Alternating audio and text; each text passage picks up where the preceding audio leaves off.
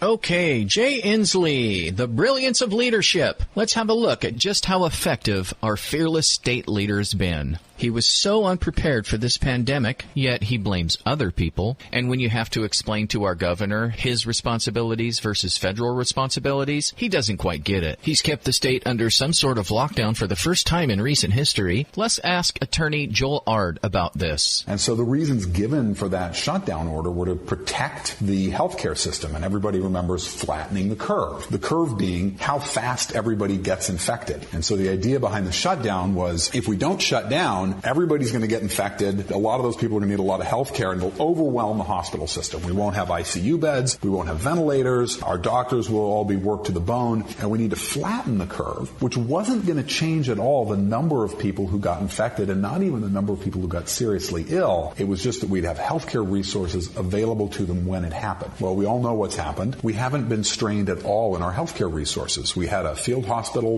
built at the sports stadium downtown. The Army took that back because we didn't need it. We sent 500 respirators to New York because they really did need them, and it turns out we didn't. But he said we didn't have enough ventilators. And all the predictive models have over time gotten lower and lower and lower and lower in their predictions of how many healthcare beds will be needed and how many ventilators. We never got there. You notice they don't blame Trump for that. And so if we knew that the disease was maybe more prevalent, that it was certainly some very bad cases, but a lot of cases wouldn't be that bad, and that we wouldn't need an Army hospital and wouldn't need tens of thousands of ventilators, I'm not sure the governor would have been justified or would have even attempted to order such a massive lockdown of the state. I think entitled people may have pushed continued restrictions, the same type that insist their little snowflake get a trophy too, even though they didn't earn one. Often seen at city council meetings complaining about something someone else is doing on their own property. You know the type. If everybody gets sick really suddenly and all the hospitals are overwhelmed, then people who would otherwise be able to get the kind of health care they need won't be able to. And so we can order these infringements on your civil liberties and constitutional rights as a way of protecting everybody in the state. When you start to discover that's not happening, Governor Inslee has changed what he's up to. And just driving down here today, all the signs on the highway say, keep staying home, it's saving lives. Well, that wasn't the goal at the outset. And not that saving lives isn't laudatory, but it's not the only thing that the state should be concerned about. They are concerned with blaming Trump at all times. In fact, the numbers don't even really bear that out. So he's shifted the goalposts from protecting the ability of the state to have a functioning healthcare system to saving lives exclusively from dying from this coronavirus. First, the governor accused Trump of xenophobia for shutting down travel, which other countries ended up doing too. Since that saved lives, he couldn't praise the president. He had to change the end goal to the outbreak. They knew the outbreak would overburden our healthcare system, and it would be Trump's fault. Since it didn't overburden our hospitals and resources, they couldn't praise him for that. They couldn't even acknowledge that. They needed to change the goalpost once again to overall deaths, because those can't be undone. They have to blame Trump for anything they can, especially close to the election. Coincidence? The governor acts like he's relying on experts and likes to sound very sciencey about what he's doing, but it's not really at all clear what the goal of the shutdown is, and really on most of the terms he offers, it doesn't add up. He's banned shuffleboard, pool, salt and pepper shakers, and bars are to be closed by 10 p.m. because of reasons. It's weird.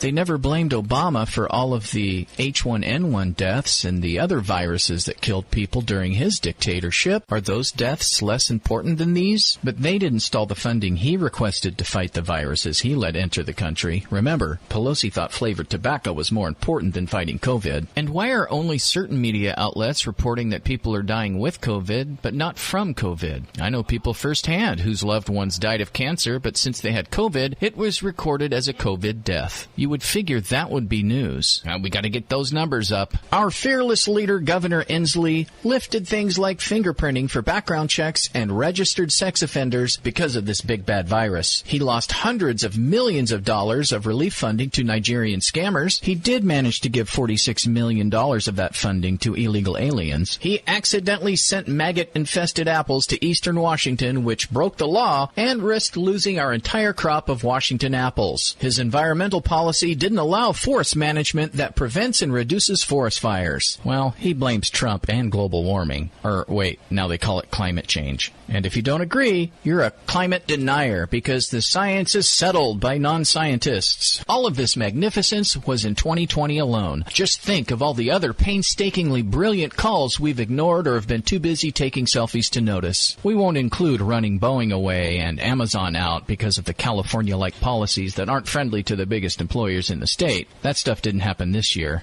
They took a little more time to put the squeeze on them. And according to him, he's protecting our Constitution from the evil dictator, President Trump. You want to abolish the Electoral College? I think the Electoral College needs to go. That's protecting it, isn't it? Was it just a coincidence that these forest fires were pretty dormant all summer long, but when the president talks about defunding the states that did nothing to protect us from the riots and looting, covered by the press as peaceful protests, that the states on the left coast suddenly get these big bad fires so they could beg for funding? Must just be another one of those coincidences. Boy, oh boy, with leadership like that, it's no wonder the rioting and looting, assaults on police has lasted so long. Oh, that's another one for our 2020 list. He did absolutely nothing to stop the riots because they blamed those on the president too. Every 4 years, the Democrats need to get the black vote, and it seems that almost every 4 years, we start seeing racial tension rise. Every single night, I think, during Trump's election, Black Lives Matter protesters were being displayed on my screen. If you were a black person in America, you would have thought that you couldn't walk out the door. You would have thought that the police were hunting us, right? Factually speaking, it's just not true. I actually have the statistic. There were 778 African Americans shot and killed by police officers since 2015. But your stat is lacking is how many of them were unarmed and didn't deserve to be shot by the police. 16. 1/6. That represents 0.00004% of the black population. What confuses me is why someone wouldn't want our president to succeed. He says he wants to bring back jobs to the country, to cut taxes, to help every American achieve their goals, to stop letting our tax dollars support every other country but our own, to actually have a presidential term with no pointless wars. Why would you oppose that? Isn't that what the career politicians have promised every election year? By the way, did they ever produce? You know, there's a big difference between what the press reports and what's actually been done. Was the economy pretty good prior to COVID?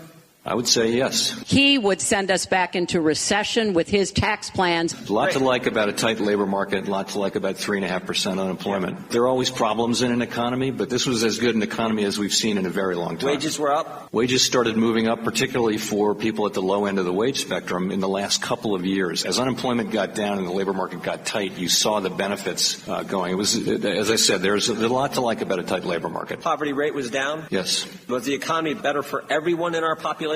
The benefits began to be more widely shared as unemployment got lower and lower. Businesses are hiring people who haven't been successful in the labor market and pulling them in, and they're getting training. So there's a lot to like about that. The economy was good. It was better for African Americans, Hispanic Americans. It's better for all Americans, wasn't it? Low earning Americans, high earning Americans, wages up, unemployment down. It's better for everyone, wasn't it? In a lot of measures, yes. He would send us back into recession with his tax plans. Unemployment was low prior to COVID? Yes. Lowest in 50 years? Lowest sustained period of since the 60s, yeah. Here's what Secretary Mnuchin said just 2 weeks ago when he testified in front of this same committee. I believe there's no question that the reason we have unemployment high right now is that certain states are not opening up. Do you agree with Secretary Mnuchin's statement? There's common sense in what you're saying, but again, there's no room here for common sense. Only career politicians. I think of New York in particular. People are working from home, but they're not unemployed, so it wouldn't change things. Because common sense says every person who was working in New York before the virus gets to work from home after the virus.